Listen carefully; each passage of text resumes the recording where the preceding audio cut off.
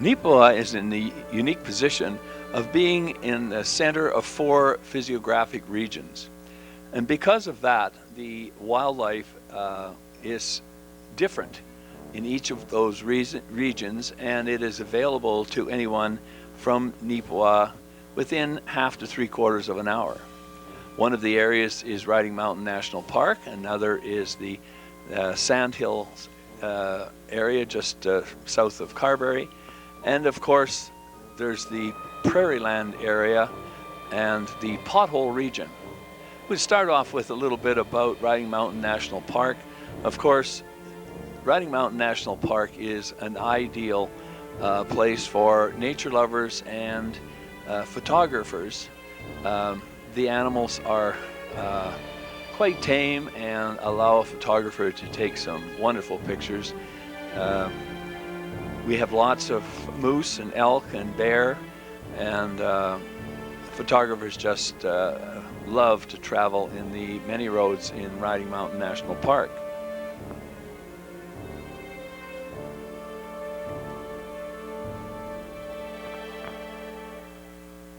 This fellow, I think, thinks he is hidden from us, and because of that, is allowing us to take his picture. I think he figures because he's got a few little trees between him that he's safe. This gal was out early in the spring, and she's intent on nothing more than eating. She's trying to make up some of that fat she lost during the winter. And of course, the cubs that are with her, there were 3 actually, are also learning how to fend for themselves. This little guy is trying his hand at ants for the first time, and as you'll see, he gets a few in his eyes, but he's learning how to handle that as well.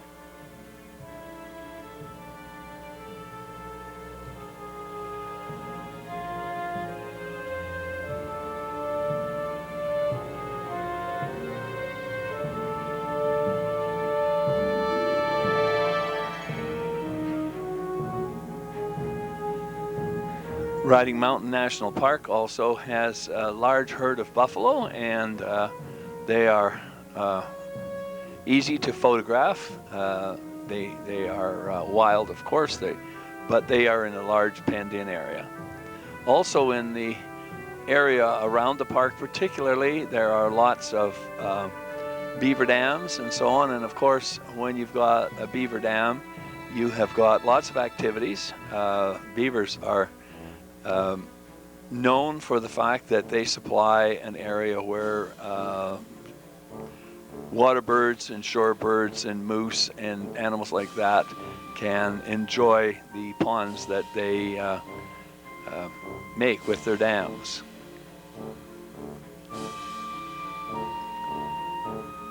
Some pictures of the large bull moose that are in the area. This fellow is getting himself ready for the rutting season in the fall. As you can see, he still has some velvet on his antlers. And this, although you'll see racks that are bigger than that, this fellow has one of the biggest bells that I have ever seen under his chin. He's a pretty well-developed bull, this guy is. A couple of little bears got in the road as I was videoing, so I took a shot of them. These, it's really fun to watch. They're very playful and, of course, just love to climb trees, especially in the juvenile stage.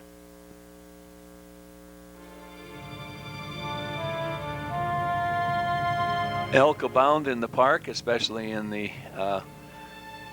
area just north of the buffalo compounds. Now we go out into the Pothole region, and the Pothole region is known as the world's best nesting area for water birds. We have all kinds of ducks, and here you have a swan nesting, and you'll see Dad's kind of patrolling the area and keeping tabs on her. There he is.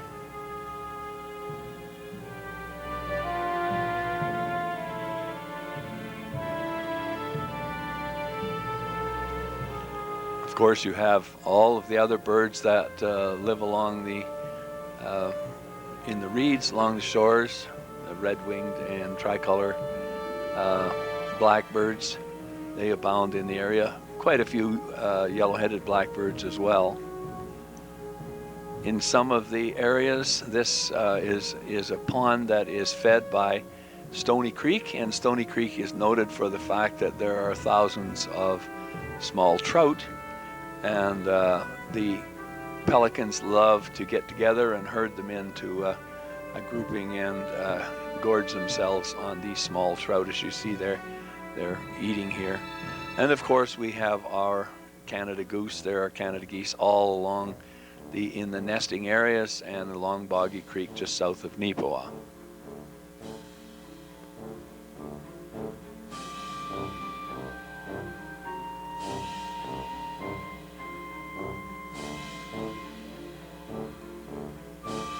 And of course we have our mallard ducks, and we have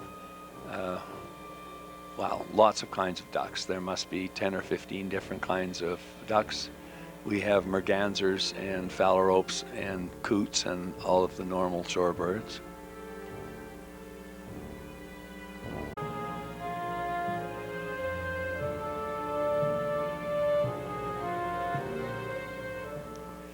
Those that are interested in wildflowers, you can't find a better place to find wildflowers.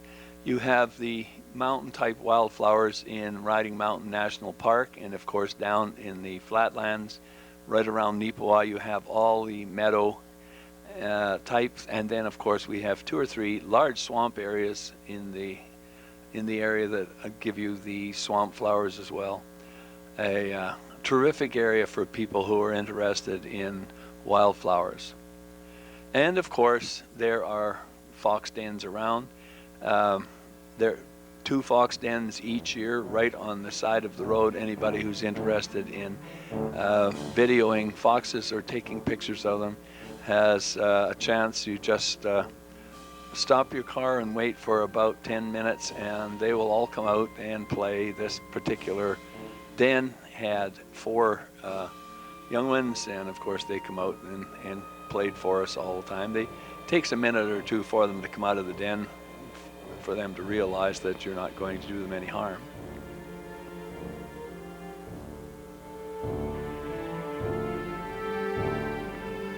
We also have lots of different birds in the area.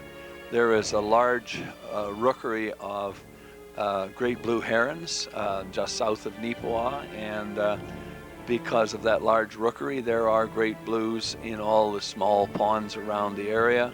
They seem to radiate out from this rookery, and of course they have a large number of young to feed every year, so they have to fly in and out. You can see them both morning and night flying in and out.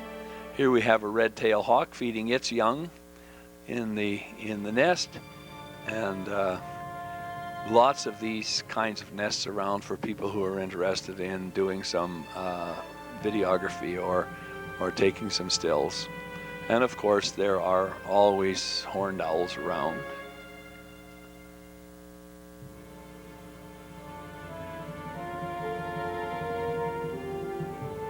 As I was saying about photographers, they have a heyday in the Neepawa area because there is scenery around, never mind the fact that there is wildlife and so on, but there's scenery around that gives you an ideal situation as far as taking photographs is concerned.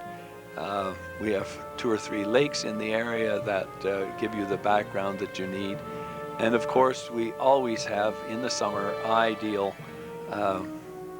sunsets for the photographer who's interested in that kind of thing. Think of Neepawa as the center of it all naturally.